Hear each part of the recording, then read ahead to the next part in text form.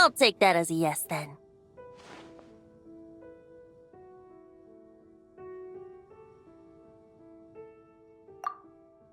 Ah, finally, you're here! Do you have a message for me from someone by any chance? There's not a single prophecy about you in that dictionary.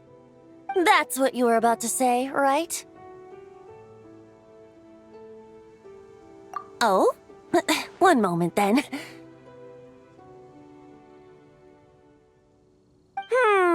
Your curiosity seems as strong as ever, Barbeloth.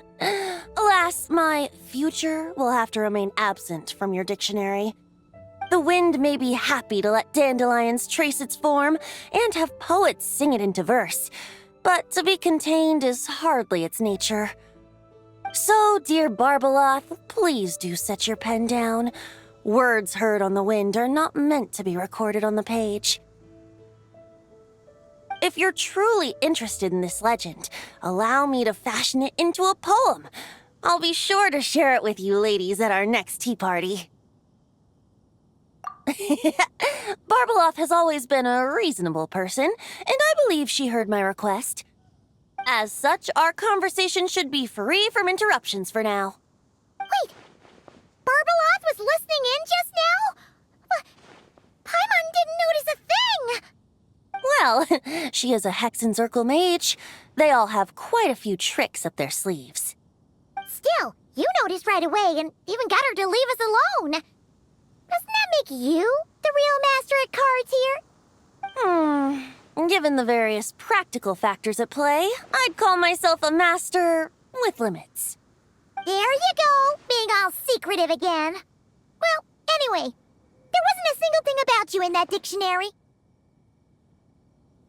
You being here is enough. Barbeloth's prophecy concerning me may be incomplete, but it's not incorrect. There's something I need to do, and I could indeed use your help. Trusty as always. In that case, could you play a song with me later?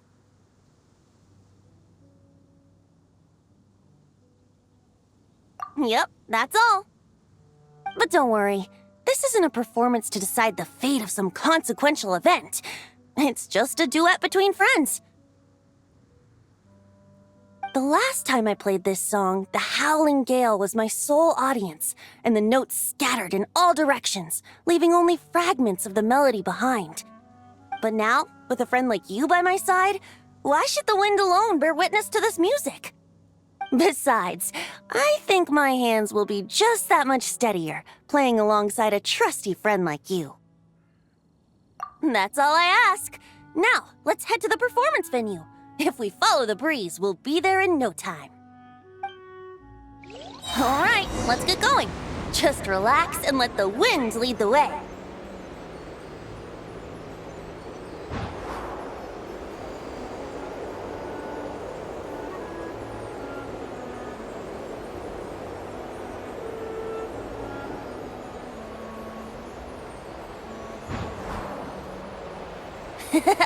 No need to hold your breath. In and out. Easy does it. I let the birds know we would be coming, so we won't run into them.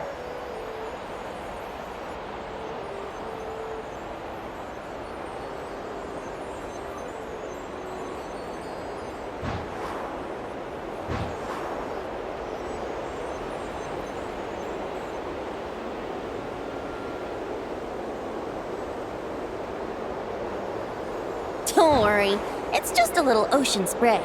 You won't get soaked. Ah, the delightful sea breeze. Go on, breathe it in.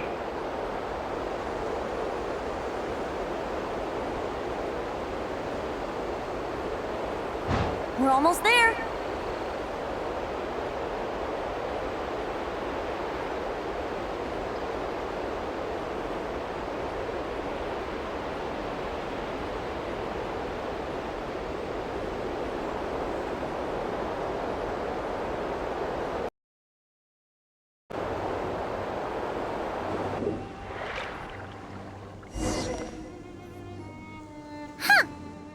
This island looks kinda familiar.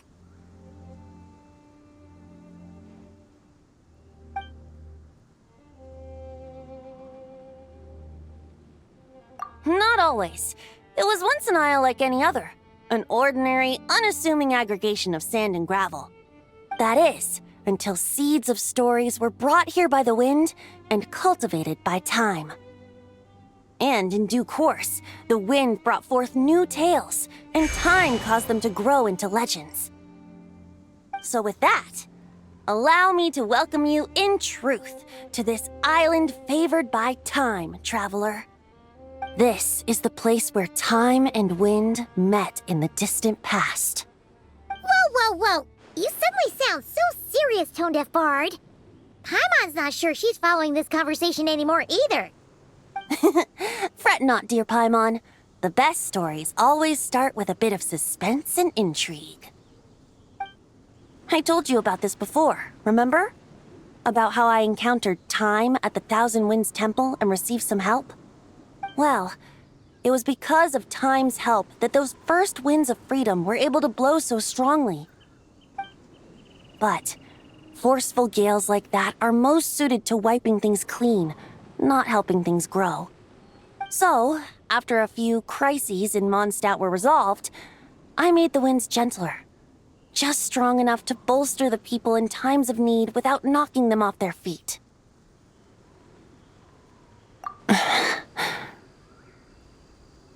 Shadows gather in the distance.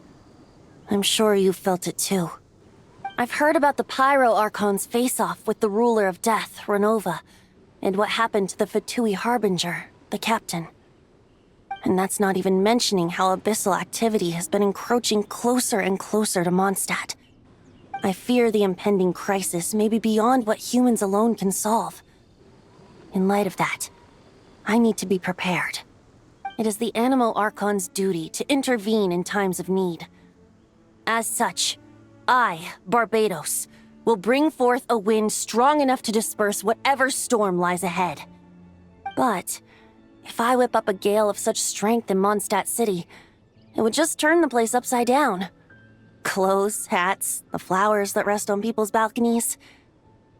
That's why I chose to do it here. The place where I once offered an ode to time. Who knows? Perhaps time shows this island special favor precisely on account of my lovely, lovely music. Wait, so is this place really that special? It sure doesn't look like it. There's a tide that ebbs and flows, and a bunch of birds that come and go. It just seems normal. Time's impact on things isn't limited to what the eye can see. Think of it like a ripe sunsetia. If the outer peel remains intact, it's nearly impossible for the average person to tell whether the fruit inside is ripe. But even the tiniest hole in said peel will cause the fruit to rot, starting from that spot. Nestled in the hands of time, not one blemish marks this island's peel. Thus, time's influence on its very essence remains hidden to all.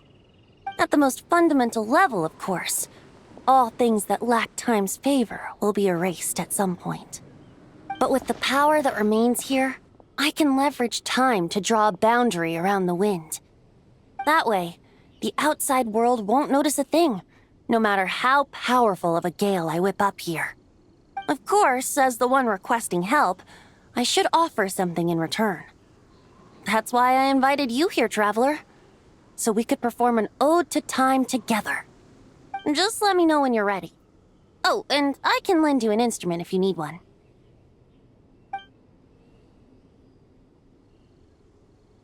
Great.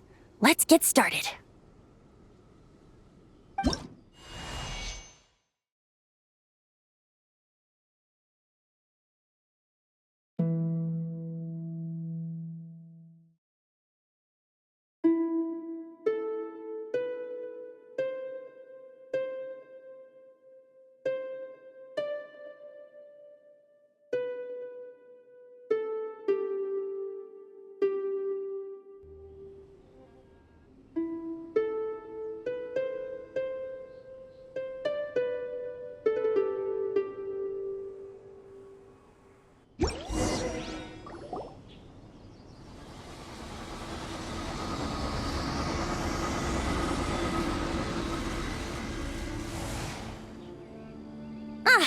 Looks like our music has moved some in our audience to step on stage. But that's against concert rules, so let's usher them out.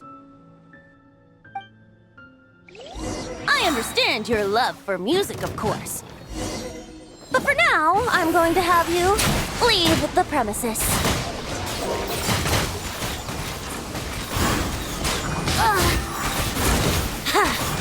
Let's play! All right, that should do it. That was an exquisite performance, Traveler. Thank you.